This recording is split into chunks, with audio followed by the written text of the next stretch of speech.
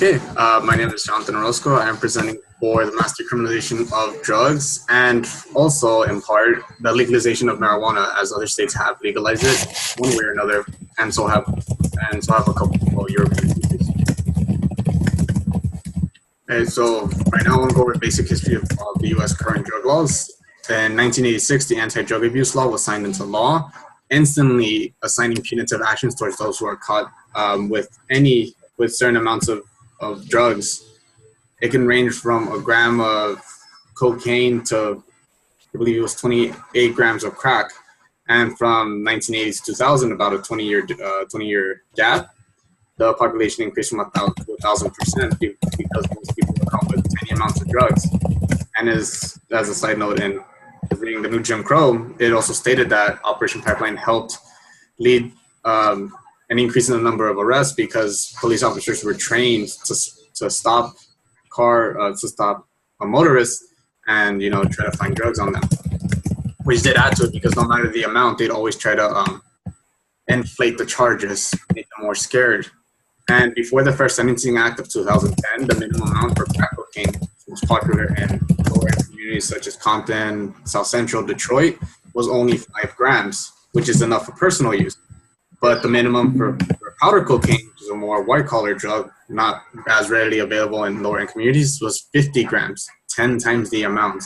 And you need powder cocaine just to be able to make crack cocaine. So before the first Sentencing Act, there's a massive increase of minorities being arrested for drug-related crimes. Then, luckily, the drug law was passed and it was changed to 28 grams.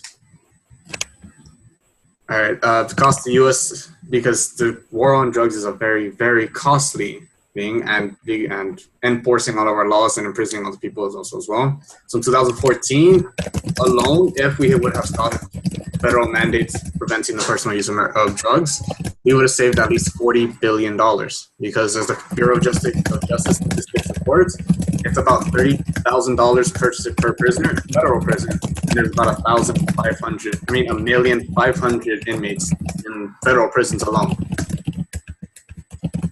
So most federal revenue comes from all taxes. So if you or a parent pays taxes, then most of that would be going to fund prisons, and most of that money are to overbloated budgets in other departments. In return, for our peace of mind, we have hundreds of thousands of people being rounded up on the streets and carted away to prison just for an addiction, a disease that they hold. Not, most drug crimes that people are arrested for are nonviolent. They do not cause any harm to anybody else. It's just somebody on the street with a drug problem, facing a lot of issues, and maybe they smoke a little bit of weed, a little bit of crack. Instead of helping them get over their addiction, we throw them into prisons, which makes our society much, much worse. All right, so far there have been other countries that have legalized or at least decriminalized drugs. Countries such as Portugal and the Netherlands, Spain and Italy as well have had massive success in the drug decriminalization. Spain and Italy were some of the first countries to do so, but Portugal is more seen in public view because it did provide specific guidelines as shown right here. 1 gram of ecstasy, 1 gram heroin, amphetamine, 2 grams cocaine, 25 grams of marijuana were decriminalized. So having up to that amount is not, and being caught with that amount is not met with punitive actions. Instead, you're either given like a small citation or you can't afford that community service. So they don't plague poor citizens who only have drugs to turn to with even more financial burdens. And to provide support for this, Portugal also set up committees. I'm not sure what the word is in Portuguese, but they set up committees they set up many committee buildings within counties, not just the country itself. So people wouldn't have to go a very far distance just to go to a court or something, or to meet a judge for sentencing. So this allowed for speedier improvisation of officers being able to cite people and get tickets. So there was a slight rise in drug ticketing, but that's because the police didn't have to book someone, they didn't have to arrest them, book them, throw them in jail, and then write a statement. They could just cite them and have them go to court. and also anything higher than what is listed right here is actually still considered drug trafficking. And so it's very strict with that. Like if you have 2 grams of ecstasy, that's considered drug trafficking. And drug trafficking is illegal. And while a lot of people were arrested for that, the courts did allow them to appeal, and so many convictions went significantly down. They were cut by about 50% of drug trafficking convictions went down because they pleaded to a lower charge, or they helped give up the higher up and helped them cut down on drug trafficking in the country.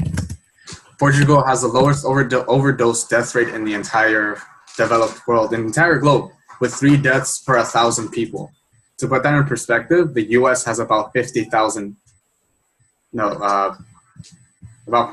deaths per 100,000 people. So compared to Portugal, our overdose rate is grossly over what it should be.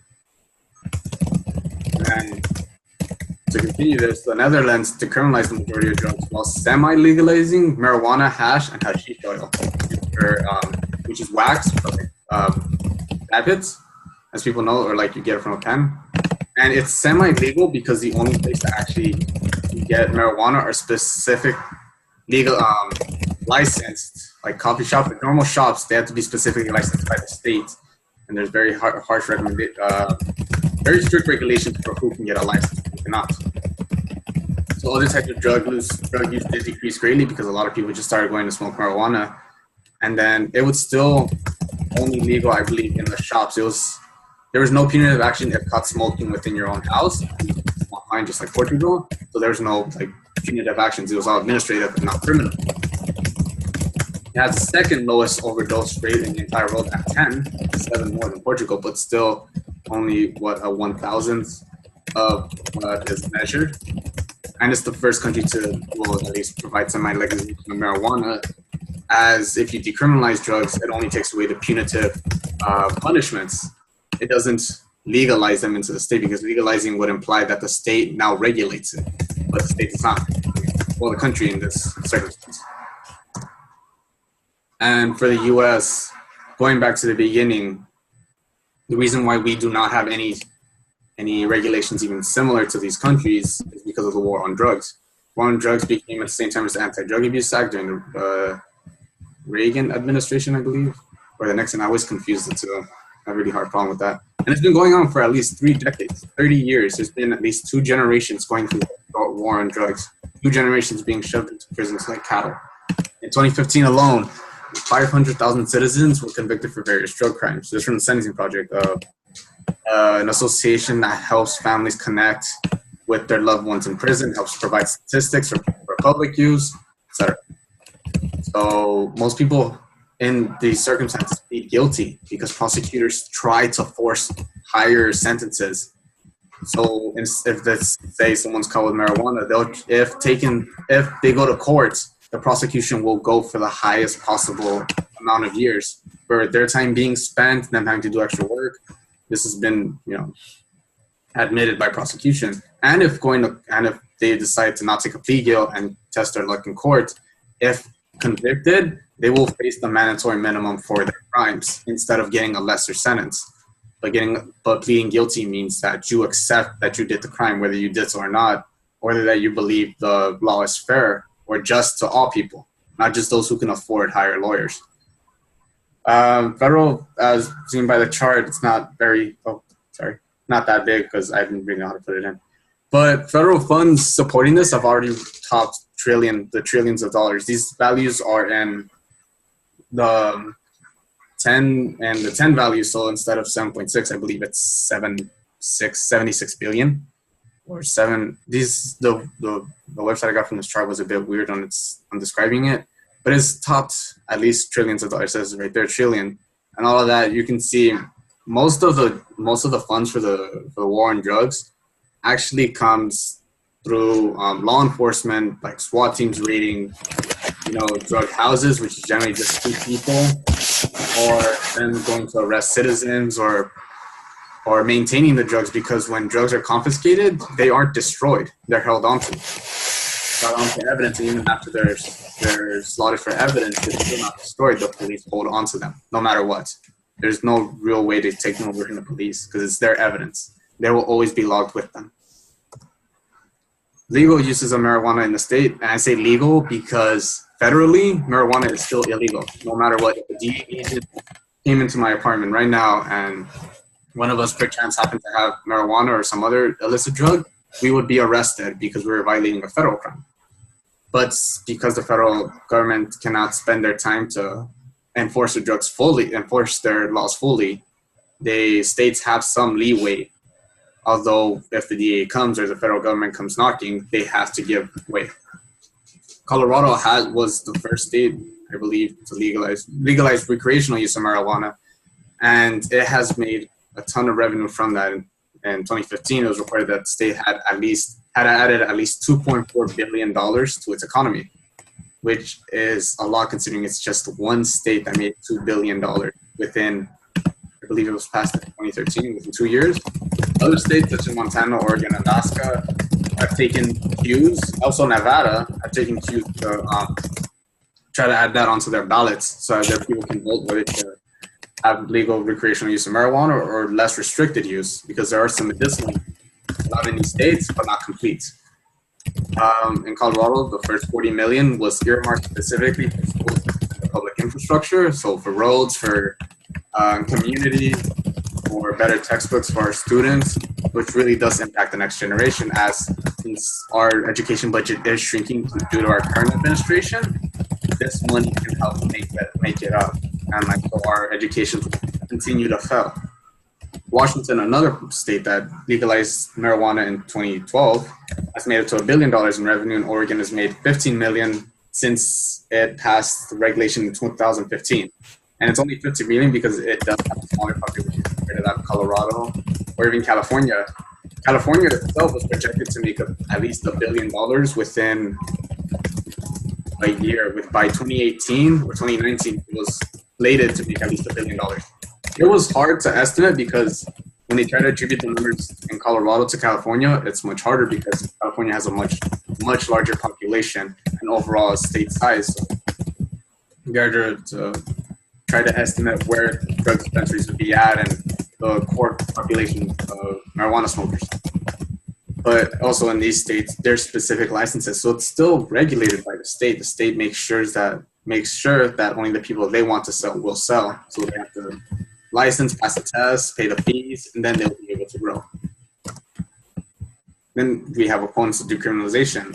Rachel Hudzel, who has her judicial degree and is a former prosecutor, argues that drug traffickers will benefit from the laws. Their crimes will no longer be handled with punitive action, and that she has seen many families robbed or mugged because a drug addict needed money for their drugs, which isn't true, because as it's seen in Portugal, the U.S. would have to enact regulations that strict how much is considered personal use, and drug trafficking is still illegal in Portugal. Charles Hobson, also with a judicial degree, argues that the shock of prison could be a better therapeutic alternative to actually getting treatment, which is extremely harsh to those who have been in prison. I myself had a brother in prison. The first day he came out, he could not stop looking around his surroundings. He was in solitary confinement 22 hours a day for a year and a half. So he couldn't stand still. He had a very hard time adjusting, a very hard time trusting neighbors, or if he thought he saw someone he recognized, he became very aggressive because he was in maximum security. If somebody looked at him wrong, it might have cost him his life if he wouldn't have responded well. And obviously he doesn't know the pain of knowing someone in prison.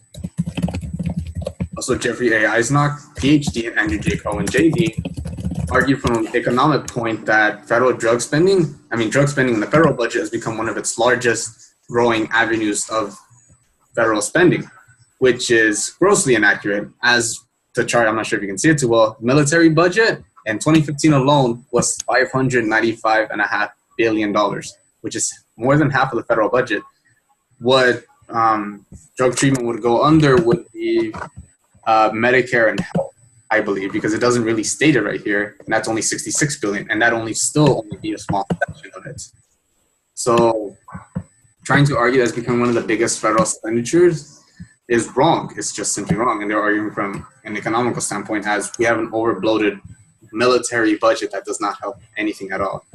And one more point would be our current Attorney General, Jeff Sessions, who firmly believes and demands that marijuana be still categorized as Schedule 4 drugs, placed on the same level as heroin, crack cocaine, PCP. PCP has such addictive qualities that even after a year if you stop using it, you will still have addictive symptoms. You still want it, even if you stop for a whole year. And our Attorney General dictates that marijuana should be in the same category as that. Some other points I wanted to add that I couldn't fit onto my slideshow. I had it somewhere right here. The federal costs, yes. So if we would actually cut out, let's see, there's 500,000 inmates within 2015 alone. So if we were to cut most of those, at least half of those out, it's fair to assume that at least half, more than likely around 3/4 of those inmates were prosecuted for drug crimes, for just simple possession. We would save, if it's 30,000 per inmate and there's about 500,000 inmates, that's at least about $5 billion saving right there. Even $1 billion of that, if we were to go to our education or something, we'd be able to educate our next generations more about proper drug use, or how to teach students better how they can argue further drug decriminalization, or so that they can actually help others find treatment. Further regulate the criminal system. Right now, it is quite falling apart. Any questions, comments? I think you just hit time, and I don't have any questions actually, so I think you're good. Awesome. How do I?